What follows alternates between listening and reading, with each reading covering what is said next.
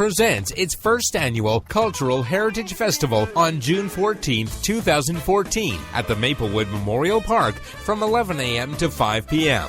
Come enjoy food, crafts, and merchandise from the Caribbean, USA, Mexico, Africa, Italy, India, Thailand, Greece, and many other countries. Delight in ethnic dancers and musicians. Partake in free cultural activities of all kinds, including belly dancing, story time, multicultural Zumba, Tai Chi, Limbo, Israeli dancing, origami, face painting, just to name a few, and most of all, admission is free. Dance and sing to the tunes of ethnic performers and music from Britain, Hawaii, Africa, India, Ireland, Dixieland, Japan, and hip-hop. Celebrate the diversity of South Orange and Maplewood and have a fun day for all. Vendor and sponsorship spots are still available. Call 973-761-6116. That's 973-761-6116. Or email info@twotowns.org for more information. Do you want your kid to run faster with better running form and conditioning for his or her sport? Then Running Development Academy is the place for him or her. Our training packages fix their form and make them run faster. How about training to run a marathon or just run faster in your respective event? Maybe you just want to learn to run properly and lose weight in the process. Our trainers, a former 800 meters track Olympian and an 8 times world record holder in Masters Track and Field, will get you there. Don't delay. Sign up today at runningdevelopmentacademy.com or contact us at 973-868-1444. That's 973-868-1444 to learn more. Are you looking for a professional logo design for your website, brand, or business? Then we are the company you are looking for. We are professional graphic designers, and with our skills, we will design a perfect, high-quality logo for you. We work with standout concepts, nice contrasts, and color balance. Please let us know your text for use in logo, web address, color of logo that you want. We will design 3 variations of your logo for you to choose from for only $99.95, with 100% refund of your $99.95 if you're not satisfied. We provide fast delivery and professional design. We also design any size web banner ad for $35. Call us at 347-674-1680. That's 347-674-1680. An operator is standing by to take your call. Want to learn piano for kids? Then I recommend Wendy Goldstein School of Piano. Wendy Goldstein has been offering piano lessons since 1993 and teaches piano in a very natural way. An alumni of Manhattan School of Music, Wendy creates customized lesson plans for each student and helps bring music alive. Wendy provides you a convenient location, the best value, and the most fun way to learn piano. All ages are welcome and the first lesson is always free. Have questions? Call Wendy at 201-207-5169. Want to take a cruise but don't have a U.S. visa? No problem. Cruise and Rail Travel are experts at cruises that do not require a U.S. visa. Visit www.cruiseandrail.net or call 868-631-8785. Find us on Facebook or drop us a tweet. Get into the discussion at 973-327-3626. This is the South Orange Maplewood Online Radio Experience. We want to hear your opinion. You can log on to showmore.org or give us a call at 973-327-3626. This is the South Orange Maplewood Online Radio Experience. We want to hear from you at 973-327-3626 or log on to showmore.org to let us know your opinion.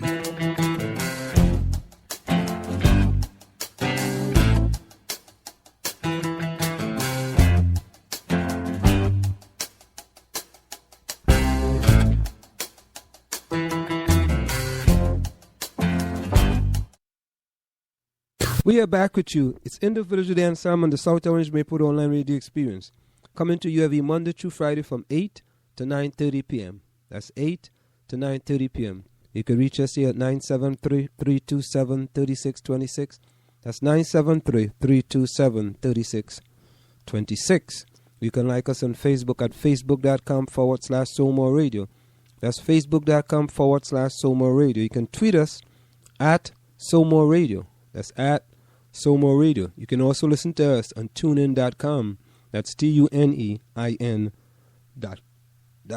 You can send us your email at somore.org@gmail.com. That's somore.org@gmail.com. You can also call our offices at 347-674-1680. That's 347-674-1680. And of course, ladies and gentlemen, tonight we are celebrating the life and times of the great poet, author, civil rights activist, Maya Angelou, who left us at the ripe young age of 86 years of age. After she had done so many significant things for many of us here with her poems and all the different things that she have done in her life.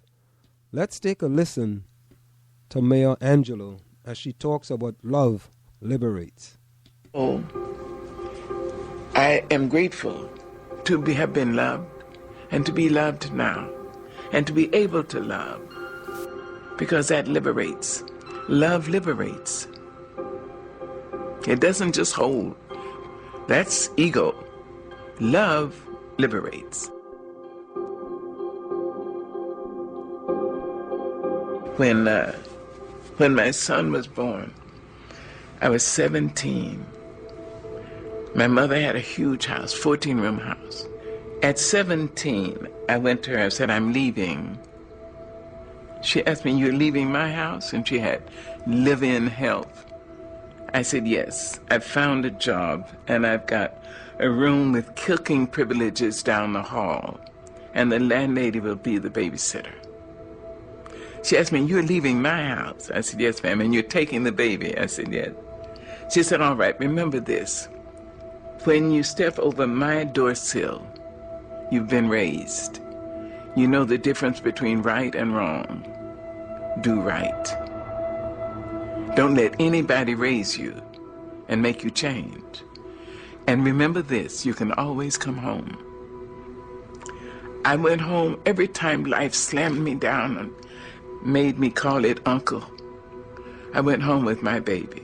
My mother never once acted as I told you so. She said, oh, baby's home. Oh, my darling, Mama's going to cook you something. Mother's going to make this for you. Love. She liberated me to life. She continued to do that. When my son may have been 5 years old, my mother would pick him up all the time and feed him. And I went to her once a month, and she would cook for me. So one day I went to her house, and she'd cooked red rice, which I loved. After we finished eating, we walked down the hill, and she started across the street. She said, wait a minute, baby. I was 22 years old. She said, wait a minute, baby. You know, I think you're the greatest woman I've ever met. She said, Mary McLeod Bethune, Eleanor Roosevelt, and my mother, you're in that category. Then she said, give me a kiss. I gave her a kiss, and I got onto the streetcar. I can remember the way the sun fell on the slats of the wooden seats. I sat there and I thought about her. I thought, suppose she's right. She's intelligent. And she says she's too mean to lie. So suppose I am going to be somebody. She released me. She freed me to say I may have something in me that would be of value. Maybe not just to me. You see? That's love.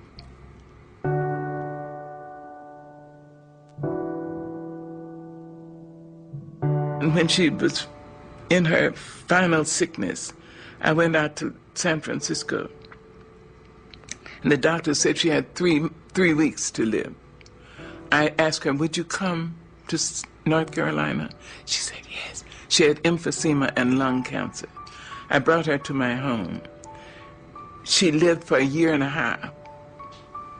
And when she was finally, in extremis, She was on oxygen and fighting cancer for her life. And I remembered her liberating me. And I said, I hope I'll be able to liberate her. She deserved that from me. She deserved a great daughter, and she got one. So in her last days, I said, now, I understand that some people need permission to go. As I understand it, you may have done what God put you here to do. You were a great worker. You must have been a great lover, because a lot of men, and if I'm not wrong, maybe a couple of women, risk their lives to love you. You were a piss-poor mother of small children, but you were a great, great mother of young adults. And if you need permission to go, I liberate you. I went back to my house, and something said, go back. I was in my pajamas. I jumped in my car and ran, and the nurse said, she's just gone. You see, love liberates. It doesn't bind. Love says, I love you. I love you if you're in China. I love you if you're across town. I love you if you're in Harlem. I love you. I would like to be near you. I'd like to have your arms around me. I'd like to hear your voice in my ear. But that's not possible now. So I love you. Go. You're listening to the South Orange Maplewood Online Radio Experience. For more, go to SoMore.org to participate in the discussion. We are back with you. It's in the Village with Anselm and the South Orange Maplewood Online Radio Experience. Coming to you every Monday through Friday from 8 to 9:30 p.m. That's 8 to 9:30 p.m. You can reach us here at 973-327-3626. That's 973-327-3626. As a teenager, Dr. Angelo's love for arts won her a scholarship to study dance and drama at San Francisco's Labor School. At 14, she dropped out to become a San Francisco's first African-American female cable car conductor. She later finished high school, giving birth to a son, Guy, a few weeks after graduation. As a young mother, she supported her son by working as a waitress and cook. However, her passion for music, dance, performance, and poetry will soon later take center stage. In 1954 and 1955, Dr. Angelo toured Europe with a production of the opera Porgy and Bess. She studied modern dance with Martha Graham, danced with Ivan Ailey on television variety shows, and in 1957 recorded her first album, Calypso Lady. In 1958, she moved to New York, where she joined the Harlem Writers Guild, acted in historic off-Broadway production of Jean Gurnet's The Blacks, and wrote and performed Cabaret for Freedom.